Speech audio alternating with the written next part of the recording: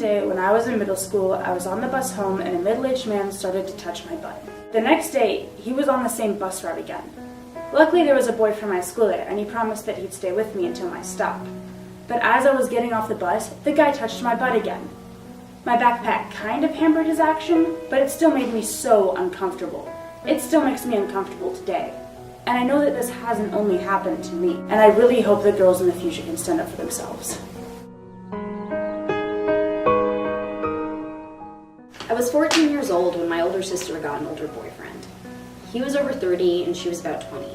He was a professional photographer, so when he asked if he could hang out with the baby of the family to do a fun photo shoot, nobody gave it a second thought. Later on, after we'd taken probably over 100 photos, he laid down on the ground and started talking about how cool the clouds looked. And he made me feel like a mature adult, so I laid down too. He eventually began touching my sides and inching closer. Then I stood up and hinted that we should head home.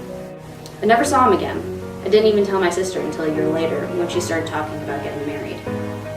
Even though now I know how wrong he was to have done that, the child in me still feels more guilty for telling my sister and ruining a possibly happy future for her.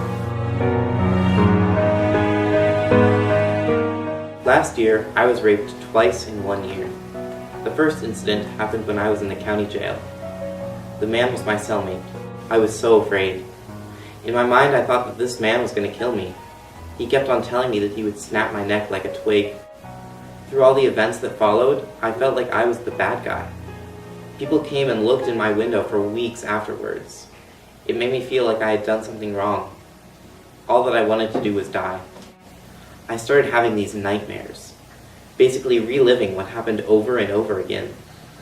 I'd wake up screaming, covered in sweat, and people would start laughing at me like I was some joke. And that's how I felt, like someone was playing a sick joke on me.